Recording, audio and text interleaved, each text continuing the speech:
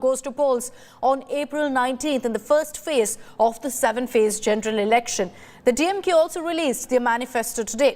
Bring back Article 370, roll back of CAA, cut the wings of the governor, bring in constitutional change. These are some of the promises, eye-grabbing ones, made by the DMK in its manifesto. Now, the BJP has dubbed this as controversial, questioning, first of all, if this is a manifesto being put forth by the India bloc, considering it's got several raging national issues also mentioned. The DMK and MK Stalin, speaking to India today, has said that this manifesto is a vision for the India bloc when they come to power in the country, according to him. Let's get you this report with all the reactions first. Battle lines are drawn in Tamil Nadu. Chief Minister MK Stalin on Wednesday released his party's 2024 poll manifesto. DMK vowed to restore Jammu and Kashmir's special status, something which only centre has the power to. DMK also promised to remove CAA, which has been recently promulgated. Stalin even vowed more powers to states by taking away powers exclusively to centre's domain. Stalin's vows to stall issues like Uniform Civil Code may impact ally Congress's poll prospects. Speaking to India Today, Stalin said his promises are realistic, since India bloc will emerge victorious. Sir, work sir. Sir, நீங்க கொடுத்திருக்க பல இந்த அறிக்கையில வந்திருக்க பல informations பார்க்கிறதுக்கு central government உடைய schemes மாதிரி இருக்குது. சோ இது வந்து இண்டி பிளாக்க்கு மொத்தமா சேர்த்து நீங்க கொடுத்திருக்கீங்களா இல்ல திமுக கொடுத்திருக்கீங்களா சார்? ஆமா, எங்க கூட்டணி தான வர போகுது மேல. அந்த தைரியத்தில் தான் கொடுத்திருக்கோம். DMK asserted its manifesto will have a pan-India impact. You have the 64-page manifesto here. It seems more like the manifesto for across India than Tamil Nadu. Because it's an election for across India, it is a parliamentary election, so that is why we focus more on national issues. Manifesto is the cynosure of all the eyes. It is not only the manifesto for Tamil Nadu, but for the entire states of India. It has all the progressive announcements that will undo all the regressive laws which have been brought down by BJP. The BJP and AIADMK slammed DMK's bid to alter the basic tenet of constitution and federalism. BJP asked Congress if it backs DMK proposals. DMK party, if you take back the history, they don't dedicate their allegiance to the constitution 100%. They have been time and again going against it, be it a language, be it a regional issues, be it a Sri Lanka issue. So they have never told the line of the nation. The first initial opinion that comes to my mind is it's a masala manifesto to hoodwink the people of Tamil Nadu. They are the one who said if voted to power in assembly, we will get away with NEET with just one signature. Then they created a narrative that they have got 75 lakh signatures from the public to get away with NEET. That went directly to the dustbin. Now they are again reiterating, saying that if voted to power, we will abolish NEET. People of Tamil Nadu are sick and tired of this hoodwinking methodology of DMK. They are pathological liars. Will DMK manifesto help or hurt the India bloc's poll prospects outside Tamil Nadu? With Pramod Madhav in Chennai and Nagarjun Dwarkanath in Bengaluru, Bureau Report, India Today. Let me bring in Pramod Madhav, who is joining us live from Chennai with more on this. Pramod, good evening. We played out that sequence where you questioned the Chief Minister directly on whether this was a manifesto on national issues for the India bloc or whether this was a DMK manifesto. And he said that this is a manifesto based on the belief that the India bloc will come to power in the centre. Are we then to assume that the Congress is on the same page on many of these issues like UCC, where so far they've refused to take a stand? Good evening, Akshita. That's the reason we put forward this question to the Chief Minister himself, because whatever he has said is something that's supposed to be from like the union government or like someone who's competing for the union government's stance. Just like you mentioned, it should be Congress or to be more careful, the Indie bloc coming together and releasing such a manifesto, because such thing has not happened so far. It is a DMK manifesto, but it's speaking entirely for the country. And earlier the Chief Minister also said that like the Dravidian model will be expanded across the nation. Does Indie bloc's other parties, are they okay with it? Is something DMK has to give us an answer, but so far they couldn't. But the Chief Minister very clearly mentions that he is very much confident that Indie bloc's going to win, and that's the reason he used the word confidence, and confidently he has released this manifesto where most of it, like a CAA, be it CAA or be it the governor's role and such, is something only the union government can go ahead and decide, Akshita. All right. Pramod, request you to stay on with me. We're going to need your inputs in the coming minutes as well as we track closely what's playing out in Tamil Nadu. Let's get in the BJP and the DMK on this broadcast. We've got Narayanan Tirupati, Vice President of the state unit of BJP in Tamil Nadu. We've got also Dharnidharan, DMK spokesperson, with us on this broadcast. Good evening to both of you. Mr. Narayanan Tirupati, if I can begin with you, what's your view of the DMK's manifesto? They're saying that, look, we are confident that the India bloc will come to power. That's why we've raised several national issues.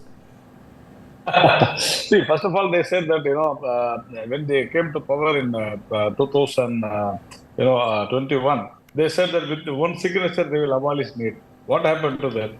Then they said, education loans will be waived off for the students before 3 years. What happened to that? Now, again, they are saying that if they come to power, they will, go with suspend the education loans.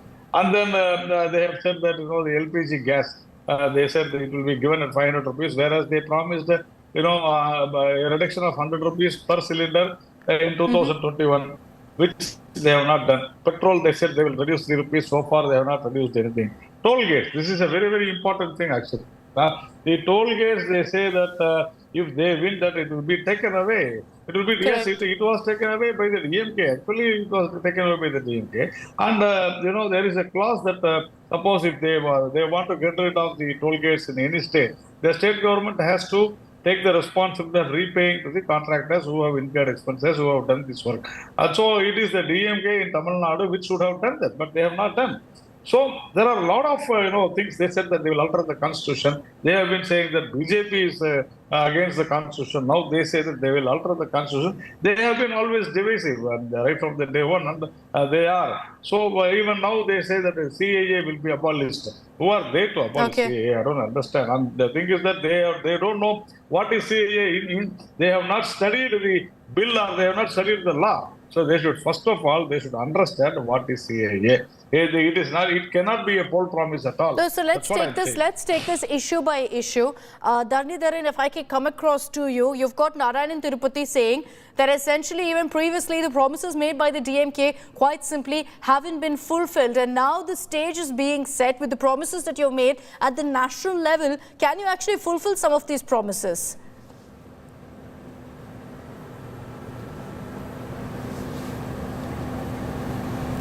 Dharnidharan, can you unmute yourself, please? Oh, sorry. So, firstly, thank you for having me on the show. So, DMK is not a party that says one thing today and another thing tomorrow. Our stance on most of the issues have been consistent since the 1940s, since the inception of the party, right? In fact, if you look at the poll promises made on 2021, we have nearly fulfilled more than 90% of the promises. On the contrary, BJP has not fulfilled most of its promises that was made in 2014 and 2019. Even most of the newspapers made a comment about it just before 2019 election. No, but let's talk about those promises, Dharnidharan. You're saying that promises have been fulfilled. The issue of NEET, for example, the DMK promised they'd ban it. The reality is that the DMK can't do it on their own. But at the same time, you've promised it. Again, you've promised the same thing. See, if I can explain, let me explain. For example, when DMK came to power in 2006 under Kalanya, until then, there was an entrance exam for medical seats in Tamil Nadu. So we abolished this. How? We passed a resolution, sent it to the governor sent it to the president. And then the constitution worked how it should work, because governor's job is not to question the bill passed by the assembly. So he subtly passed it to the president. President immediately passed it. But here, when we passed the resolution for NEET and sent it to the governor, he was sitting on it for more than a year. It was put in abeyance for more than a year. Then, after putting in abeyance and sent to the president is sitting on it forever. His president sitting on the bill sent by the Modi government.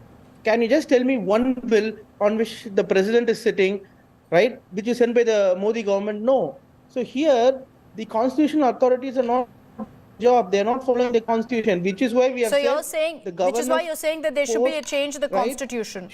Based on consensus of the state government, which is a very important point we have made, that any appointment of governor should be made on consensus of the state government. But isn't the chief minister consulted? Isn't the chief minister already consulted? The norms are that the president already consults the chief minister. What do you think? Pardon? I didn't get you. The president consults the chief minister. In the sense, but what we say is not binding. If it is binding, we wouldn't have R. N. Ravi as a governor. We wouldn't have Tamilisi Soundararajan as a governor. We will have people who are non-partisan players as governors. And another most important point is that Article 361 has to be abolished because governors do not follow the constitution because they are above the court. So if they are answerable to the court, these things would not happen. And on the point of the governors, Narayanan Tirupati, your response. Your response, Daridharan is saying that these governors' powers must be curtailed because essentially the state is at the mercy of these governors. He's giving the example of NEET. First of all, I would like to say that the constitutional authority is the governor, and he acts representing the President of India. So he has to go by what the Constitution says. So when Daridharan says he is a constitutional authority, obviously, he will definitely use his powers and he will use the right thing, the right law. We have to understand that. And when, our Pramod Madhav questioned Mr. Stalin, that as to why you have made a lot of promises with the central government scheme, something like that, he said, I quote, he said, எங்க கூட்டணி தான் மேல வரப்போகுது மேல means in the top. That is our alliance. He will be in the top. That is Delhi. So that means even Mr. Stalin have understood that the central government has got more powers. In the top means what? Above us, above the state. So it is not Narayanan who said this. It is the Chief Minister of Tamil Nadu, DMK Chief, Mr. M.K. Stalin, for an answer to Pramod Madhav said these words. I just saw that, I just heard that. Right? Okay, so that is the reason. The governors are using their authority. The governor will never go beyond the constitution. And you have some lot of resolutions unconstitutionally. Definitely the governor will reject it or he will withhold it. It is his right. Okay, let's raise the other issue here that Mr. Tirupati mentioned in his opening remarks, which is, Daridharan, the fact that national issues like Article 370, UCC, One Nation, One Poll, you've made promises on all of that. Something that the DMK personally can't assure voters on. See, firstly, I would like to make one more important point, right? Abolition of Article 361 is very important because governors have time and again gone against the constitution. If you look at the recent Supreme Court verdicts, Supreme Court has questioned the governors. Of course, they can't pass a ruling against them. And this has delayed. For example, bills were put in abeyance in Tamil Nadu for more than a year. Only after we went to the Supreme Court was done. But each time if states have to go to the Supreme Court to make governors follow the constitution, it results in delay. And people are at the loss because we are not able to deliver the people. People has given us the mandate. And having said that, this is a manifesto for the union government elections. So the issues at hand are issues that are dealt in the parliament, which is why we have spoken our stance in this. Based on this, people will vote. But it's not stand, is it? Daridharan, it's not you saying this is my stand on this issue. It's you saying we promise to do this. If you vote for us, can the DMK make that kind of a promise? If, for example, out of 39 seats, the DMK is given, let's say, 38 seats, you ensure a complete sweep, you get all 39 in even. Can you go ahead and do any of the stuff that you're promising on your manifesto? No, it is on the, when we are making a manifesto, it is under the strong belief, which is also true, that India Alliance will win with a trumping majority. Once we have majority in the parliament, we can revoke many of the regressive laws made by the union BJP government, point one. We will also stop regressive practices like one nation, one election. So, which is why we have made those promises. In fact, if you look at petrol diesel prices, in So your 2014 was answer, the same level what so we your are promised. answer, Dhanidharan, I'll make it simple for you. Your answer then is no. You have to ensure that you win in the center, and it can't just be the DMK. Even if the DMK gets 39 seats, that's not going to be good enough. We are winning. We are Because winning. other parties also have to win. Other parties also have to win. It's contingent on that. No, see, in this, and each of us will win. Each of us will form a government, and after winning, we will fulfill all these promises. I am very certain. Right? Manifesto is made on the pretext that we win. Right? This is also made on the pretext that we win, and after winning, we will make all those regressive laws made redundant. That's all. Okay, Narayan and Tirupati, your response. Your response. They're saying that, look, these are promises based on the basis that we will come to power, which is exactly what the BJP does.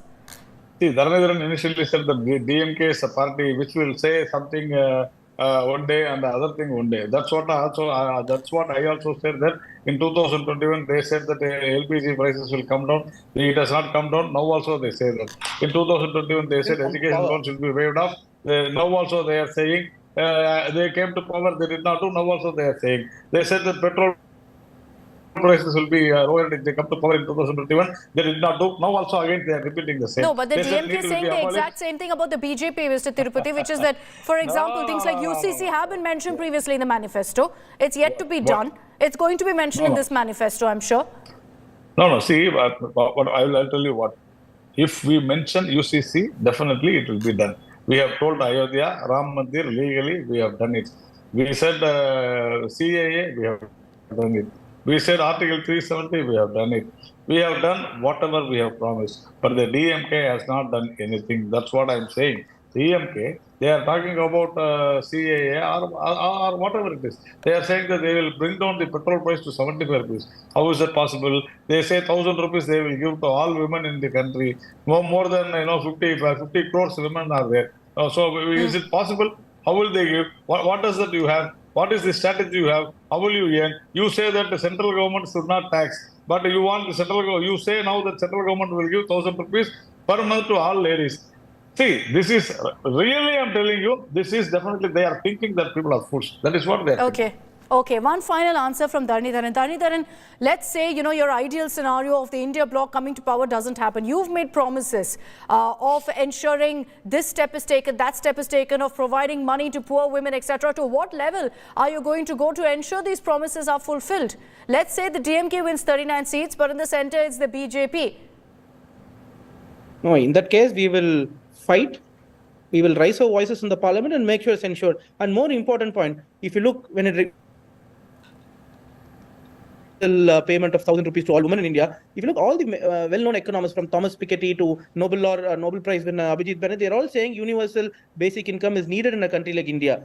So there is already a strategy written and is also given already. A lot of these economists have also written, and some Western countries are also following this. So if Tamil Nadu can give 1,000 rupees per month to women folk, why can't the union government give it? It can be easily done. And I don't think it's impossible. And these are the schemes by which we are taking Dravidian model of governance, that is inclusive growth across India. And again, so is this an India bloc manifesto? Is this an India bloc manifesto? Is this an India bloc manifesto, Dhanidharan? Is this the manifesto for the Congress, for you, for every party that's part of the India bloc then? No, see, listen, what I'm saying is, DMK is an integral part of the India alliance. And on nearly all the items which we are, the promises which we have made will definitely be fulfilled when India bloc will come to power, and you will see it.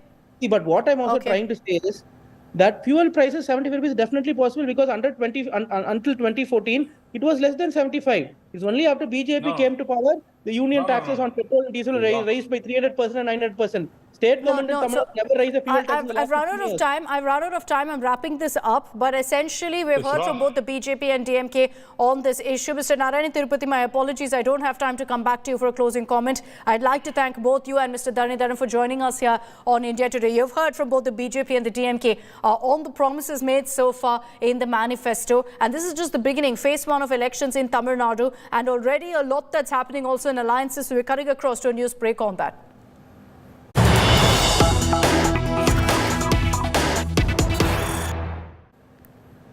So hectic parleys that have been underway through the last 24 hours in Tamil Nadu, with each party firming up alliances. The BJP now has gone ahead and more or less confirmed what their seat distribution will be like. 39 seats in Tamil Nadu. The PMK will contest in 10. TTV Dinakaran's AMMK has confirmed that they will fight on 2 seats. Now you've got several other parties like the Pudiya Neethi Katchi, which has been given 1 seat. The TMMK, which is John Pandian's party, 1 seat for them as well. So a lot of smaller parties also that are a part of the deal with the NDA. The Tamil Manila Congress, OPS, their talks are still underway. There's no seat sharing deal decided yet on that front. But another big update that's come in today is that the AIA-DMK has finalized their alliance with DMDK, late Captain Vijayakant's party, helmed now by his wife Premalata Vijayakant. AIA-DMK has also allotted several seats to the DMDK that includes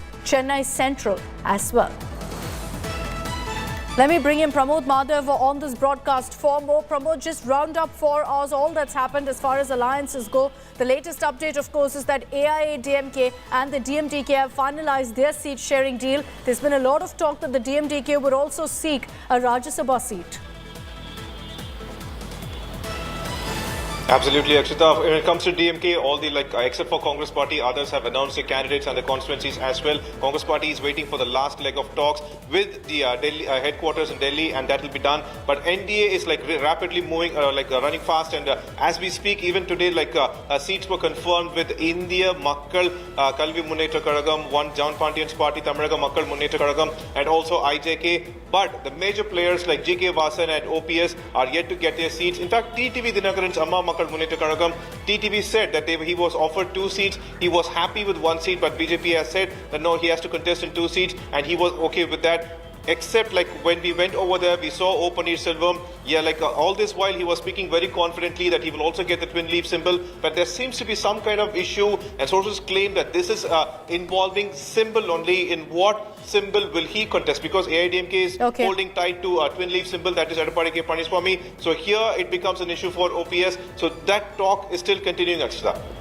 All right. Thanks very much, Pramod, for joining us with all of those details. In the next 24 hours, you can expect more updates on exactly what seat sharing deals will look like in Tamil Nadu for the upcoming elections. And let's get you all of the highlights of the candidate list that was released by the DMK earlier today. You've got some of the familiar faces like Kanimuri, Dayanidhi Maran, Tamirachi Tangapandian, T.R. Balu, A. Raja, all contesting from their strongholds, but several new entrants as well.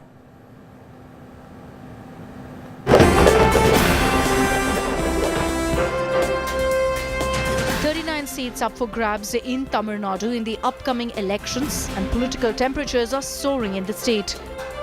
The DMK has now released its candidate list. The familiar faces are there, and some surprises also picked by the DMK for the upcoming poll fight. Chief Minister M.K. Stalin released the candidate list in a massive event at the DMK headquarters, vowing to take on the BJP. 2014 ஆண்டு ஆட்சிக்கு வந்த பாசிச பாஜக இந்தியாவை எல்லா வகையிலும் மிக மோசமாக பாழ்படுத்திடுச்சு. கொடுத்த வாக்குறுதிகள் எதையும் பிரதமர் நரேந்திர மோடி தலைமையிலான அரசு நிறைவேற்றல. மொத்தத்தில் இந்தியாவில் இருந்த கட்டமைப்புகள் எல்லாத்தையும் சிறுக சிதைச்சிட்டாங்க. தன்னுடைய கையில் கிடைச்ச அதிகாரத்தை பாஜக அரசு வீணடித்து விட்டது என்பதுதான் உண்மை. இனியும் மோடி ஆட்சி தொடர்வது நாட்டுக்கு நல்லதல்ல. The DMK has fielded Kanimuri from Thoothukudi, A. Raja from Nilgiris and Dayanidhi Maran from Chennai Central. India Today also spoke to the candidates, the familiar faces who are now in the poll fight. So you have the 64-page manifesto here. It seems more like the manifesto for across India than Tamil Nadu. Because it's an election for across India, it is a parliamentary election, so that is why we focus more on national issues. How do you feel about contesting once again in Thoothukudi? I'm very happy and grateful to the people of Thoothukudi and to my party leader who's given me an opportunity. Manifesto is the cynosure of all the eyes. It is not only the manifesto for Tamil Nadu, but for the entire states of India. It has all the progressive announcements that will undo all the regressive laws which have been brought down by BJP. The AIADMK meanwhile also released its first list of candidates and also confirmed an alliance with late Vijayakant's DMDK. AIADMK General Secretary Edapadi K. Palliswamy today released the party's first list of candidates for the upcoming 2024 general elections. Though several key allies have deserted the AIADMK and joined the NDA, the AIADMK sounds confident and they say that this election they are going to win big and they're going to defeat the BJP and the DMK. However, if you take a closer look at the first list that has been released, what is missing are the names of some of its senior leaders. This is probably an indication of the fact that the Dravidian major is facing one of its toughest electoral challenges this time around. Tamil Nadu goes to polls in a month from now, on April 19th, and the DMK, AIADMK and BJP are now going full throttle in their campaign. With Shilpa Nair in Chennai, Bureau Report, India Today.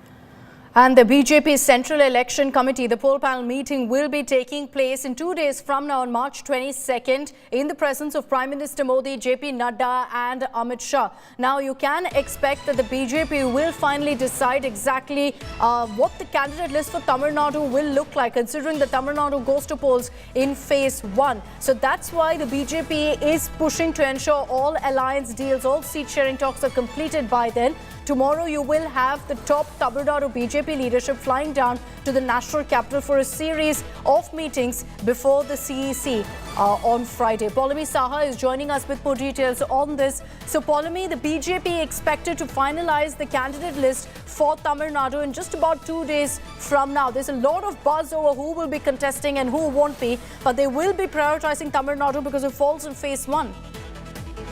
Absolutely. Yes, tomorrow, in fact, the core group of the BJP, as far as the state of Tamil Nadu is concerned, will be meeting.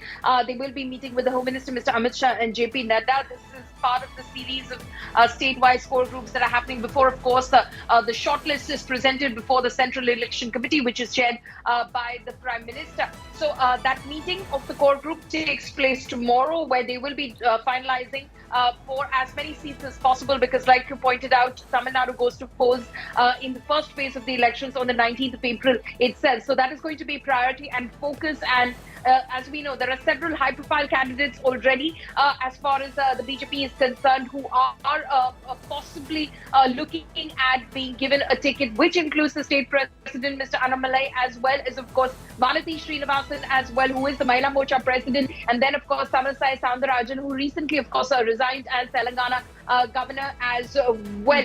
There's been a lot of buzz around whether, one of the union ministers, including, Nirmala Sitharaman or Dr. S. Jayashankar, could be also in that candidate list as well. But that still is within the realm of speculation at the moment. But yes, we're expecting that the core group meets tomorrow, and the Central Election Committee will be deciding on the candidate list for Tamil Nadu, among other states, on the 22nd of March. And by the weekend, you will have the names. All right. Thanks very much, Paulami, for that update. And with that, I'm slipping into a short break here on 6 p.m. Prime. Coming up on the other side, we'll get you all the reactions coming in on Union Minister Shobha Karandlaje's shocking remark where she linked the Bengaluru cafe blast accused to Tamil Nadu.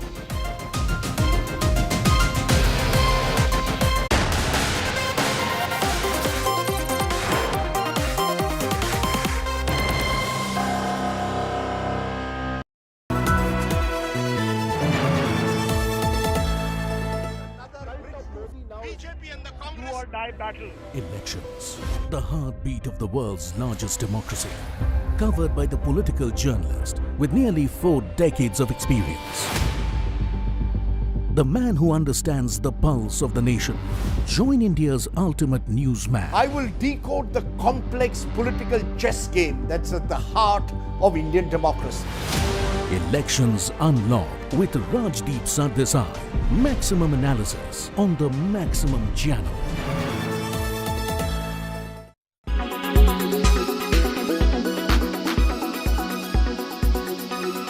Bollywood manifesto. Most of this looks like to be implemented across India. Because this is a parliament election and we are a part of Indian Alliance.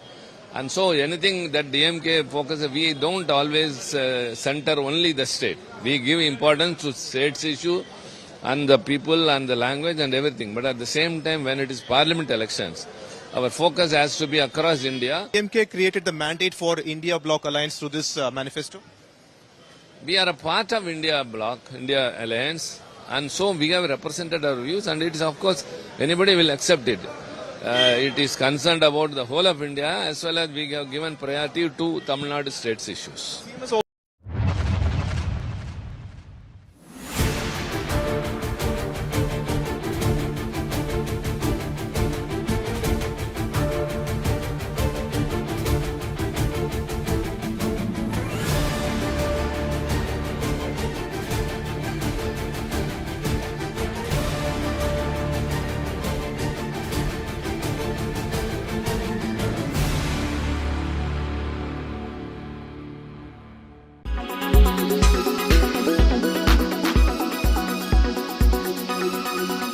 Make your media plan smarter with India Today Live TV on your connected devices. Amplify your brand with 100 million smart internet viewers. To advertise, mail us at sales@aajtak.com.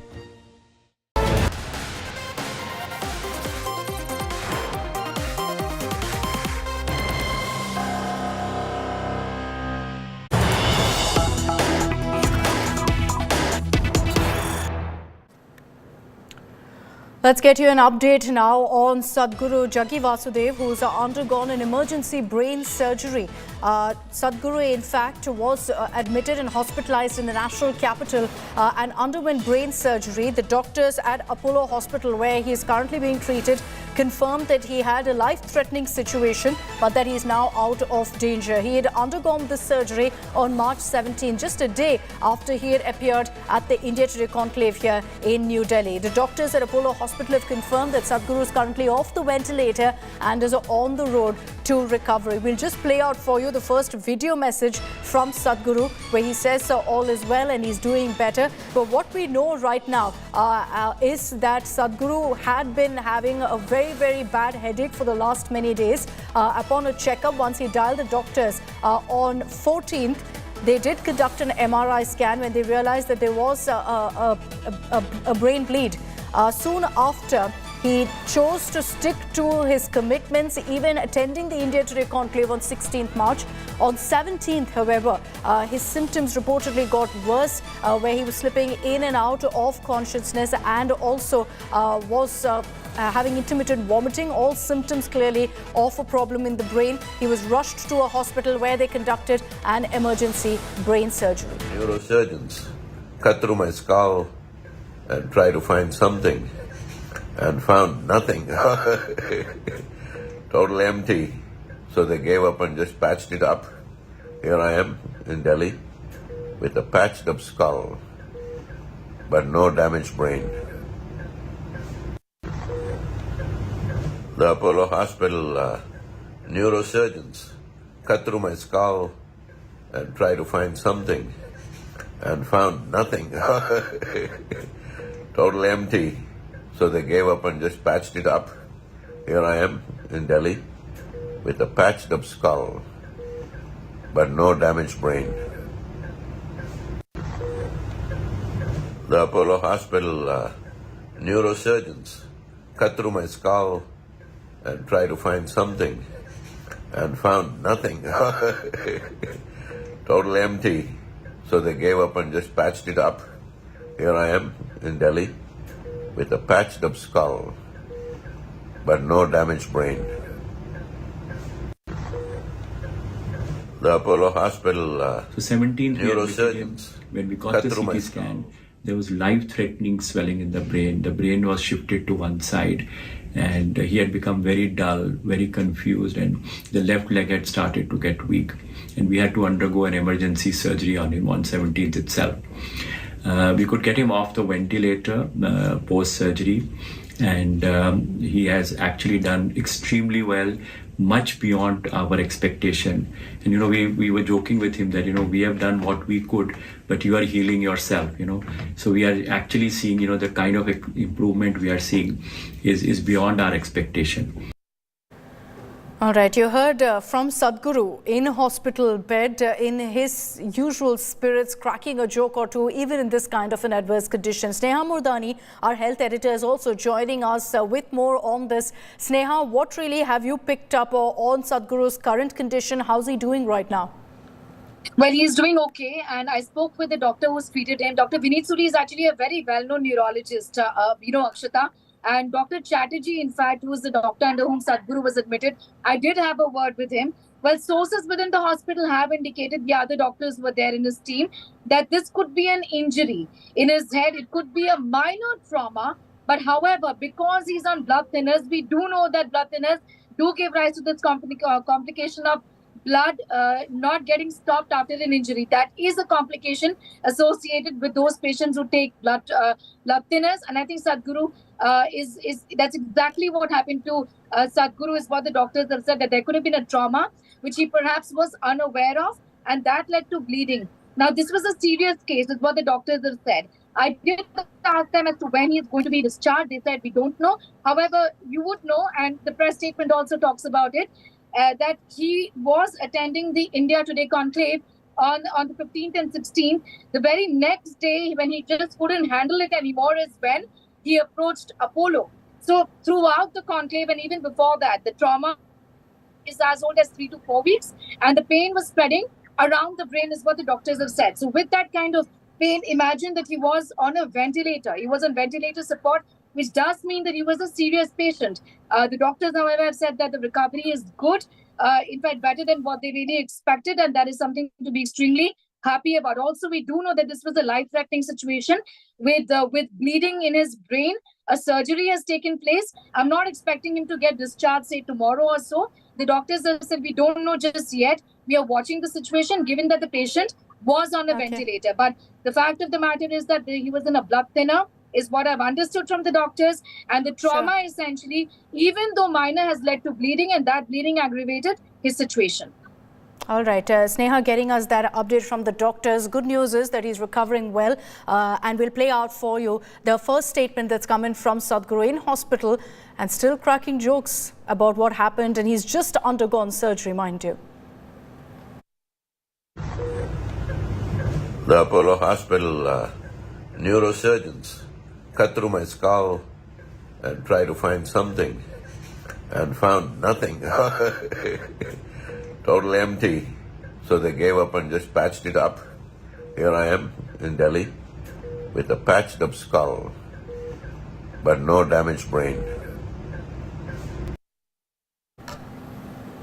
And here's praying for a speedy recovery for Sadhguru, who, despite all of these health ailments, said, I never miss any appointments, and that's why I chose to attend the India Today conclave as well on the 16th, underwent surgery on the 17th. He is now recovering, recuperating, and hopefully very soon will be discharged from hospital. We'll continue to get you all the latest updates on Sadhguru's health condition. I want to move on now, shift focus to the other big story that we told you about just before we slipped into our commercial break, about Union Minister Shobha Karnataka sparking a massive controversy over her comment when she said that the Bengaluru cafe blast accused came from Tamil Nadu, was a person from Tamil Nadu, and this was backed with zero evidence. There's been no such comment by investigative agencies.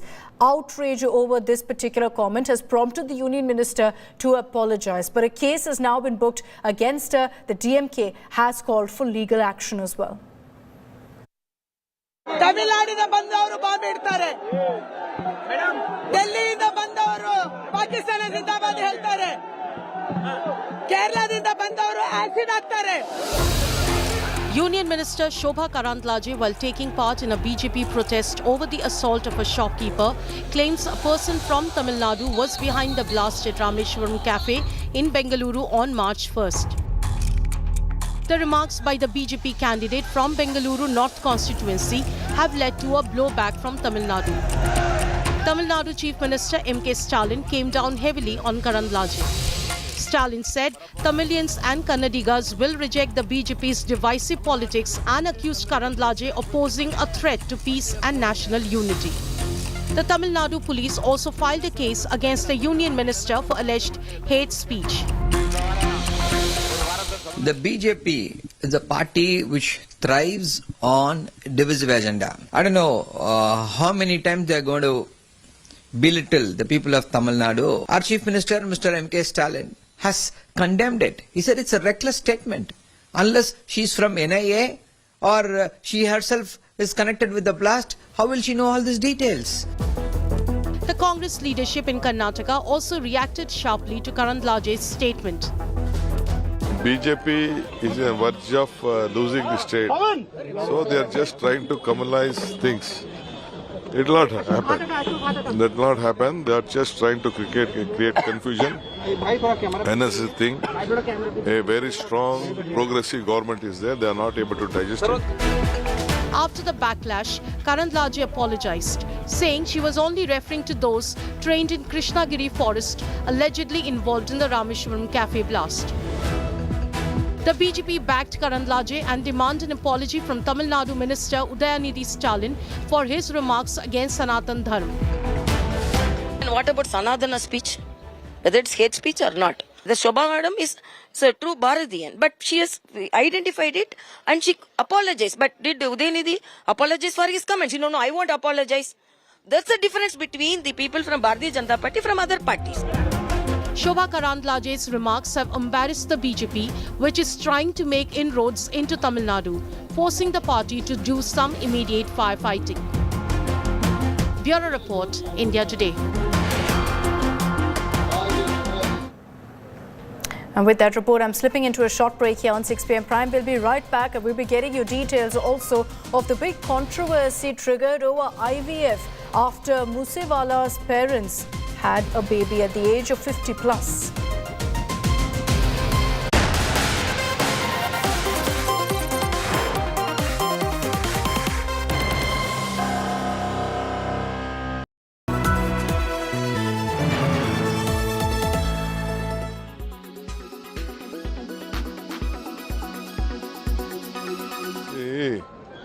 BJP is on verge of losing the state parliament members. So they are just trying to communalize things. It will not happen. That will not happen. They are just trying to create confusion. NS thing. A very strong progressive government is there. They are not able to digest it. The BJP is a party which thrives on divisive agenda. I don't know how many times they are going to belittle the people of Tamil Nadu. Our Chief Minister, Mr. M.K. Stalin, has condemned it. He said it's a reckless statement. Unless she's from NIA or she herself is connected with the blast, how will she know all these details? And the apology comes, which is again half-hearted. Not even half-hearted, again it is half-truths. And she makes again another fanciful assertions that they were trained in Krishnagiri forests.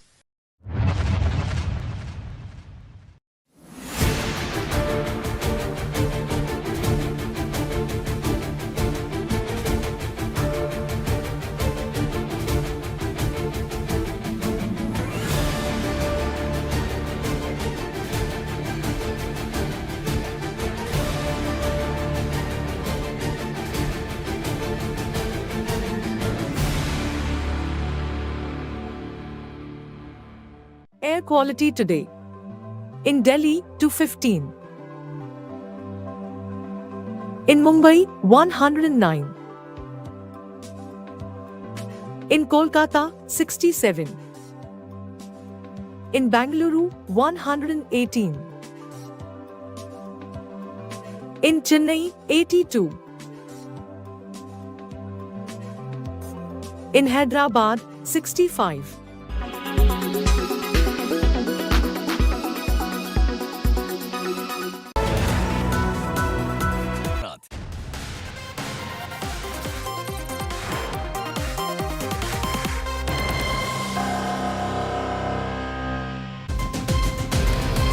Welcome back. Lead Punjabi singer Sidhu Moosewala's family has now come onto the scanner over the baby that has been added to their family.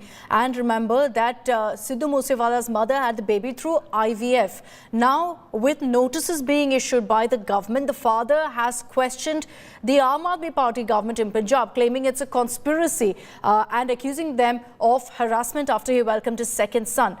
Moosewala's fathers alleged that the Punjab government was asking him to furnish documents of the baby to prove the legality of the child. The Punjab government, however, has said that this is not them asking, but the central government that sought a report from the Punjab government regarding IVF treatment of Moosewala's mother. And the reason for this is because of the fact that there's a cutoff age for IVF, which is 50.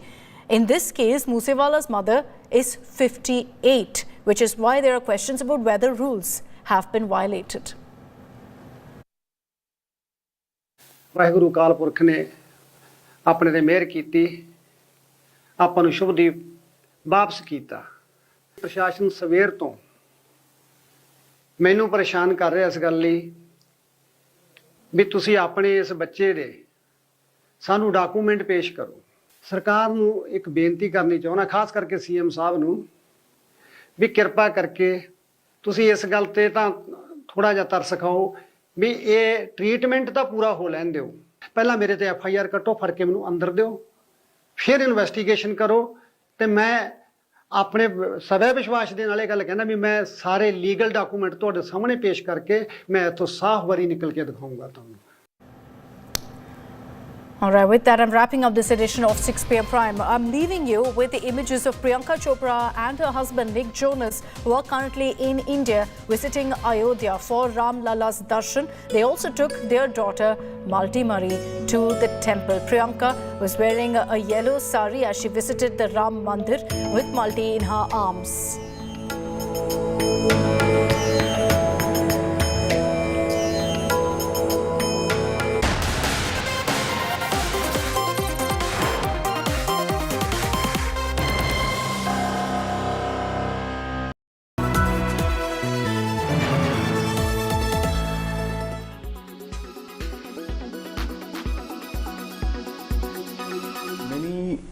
Political commentators and people who analyze Karnataka politics see that Mr. Bommai is making way to Delhi so that others can be accommodated in state, because Bommai will always be number one or number two in the state, so that the younger blood will not find this space.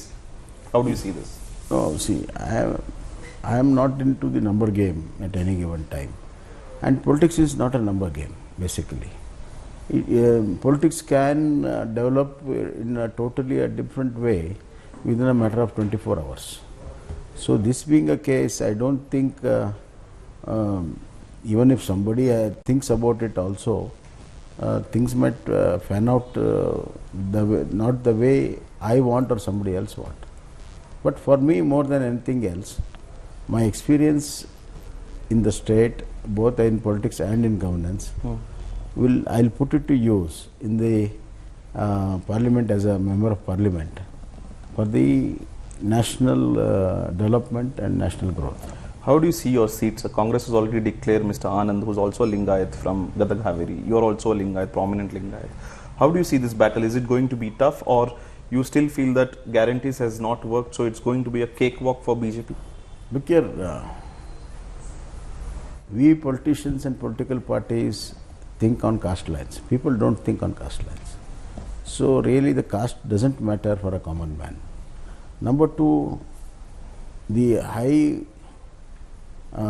grade performance of Narendra Modi ji, which has touched every family and every class of people, against the misrule of Congress for last 10 months and the lies which they have been told during assembly election has been now caught.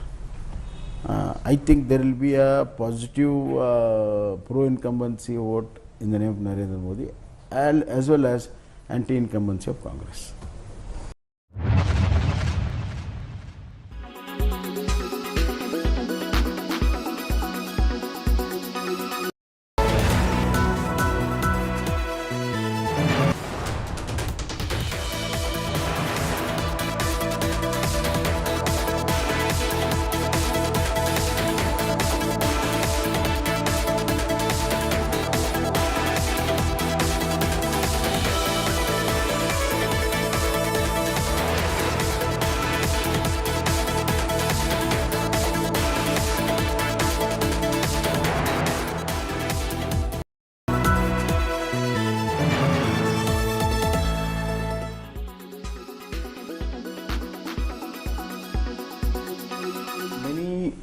political commentators and people who analyze Karnataka politics see that Mr. Bommai is making way to Delhi so that others can be accommodated in state, because Bommai will always be number one or number two in the state, so that the younger blood will not find this space. How do you see this? No, see, I am not into the number game at any given time, and politics is not a number game basically. Politics can develop in a totally different way within a matter of 24 hours. So this being a case, I don't think even if somebody thinks about it also, things might fan out not the way I want or somebody else want. But for me, more than anything else, my experience in the state, both in politics and in governance, I'll put it to use in the parliament as a member of parliament for the national development and national growth. How do you see your seats? Congress has already declared Mr. Anand, who is also a Lingayat from Gadag Haveri. You are also a Lingayat, prominent Lingayat. How do you see this battle? Is it going to be tough, or you still feel that guarantees has not worked, so it's going to be a cakewalk for BJP? Look here, we politicians and political parties think on caste lines. People don't think on caste lines. So really the caste doesn't matter for a common man. Number two, the high grade performance of Narendra Modi ji, which has touched every family and every class of people, against the misrule of Congress for last 10 months and the lies which they have been told during assembly election has been now caught. I think there will be a positive pro-incumbency vote in the name of Narendra Modi, as well as anti-incumbency of Congress.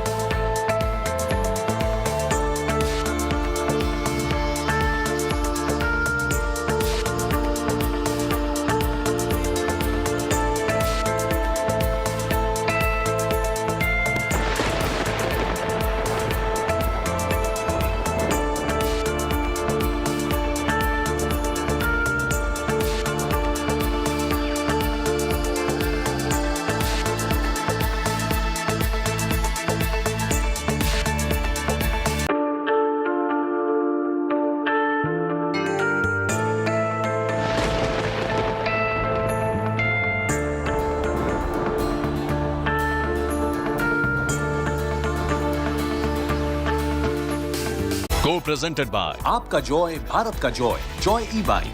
Co-presented by Green Lam Laminates, Kuch Mera Kuch Tumhara. Powered by MP Birla Cement Perfect Plus, Concrete Special. Co-powered by Parul University, Vadodara, Gujarat.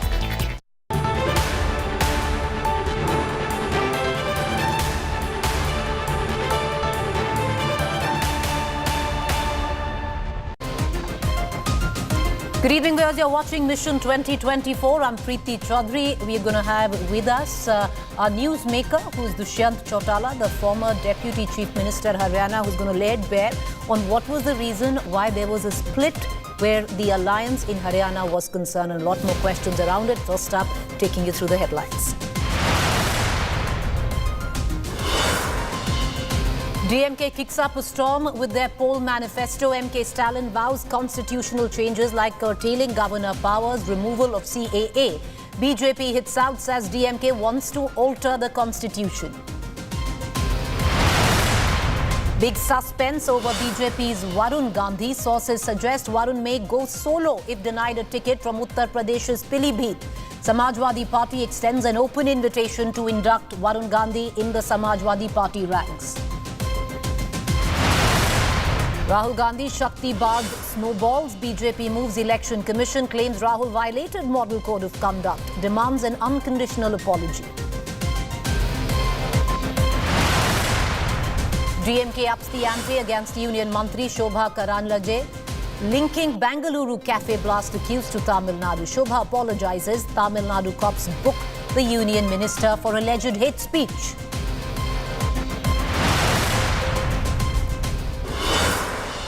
Double murder horror in Uttar Pradesh's Badaयूं. 2 children's throats slit over money dispute. Killer encountered. Hunt on for accomplice.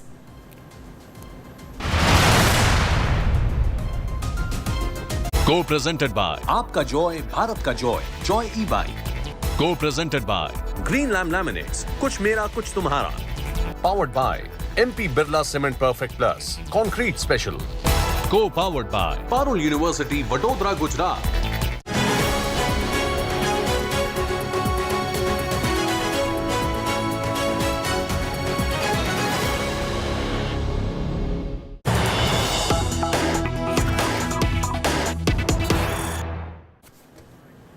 All right, viewers, breaking news coming in right on top of 7 p.m. The BJP has now launched a formal complaint with the Election Commission of India against Rahul Gandhi's statement on Shakti.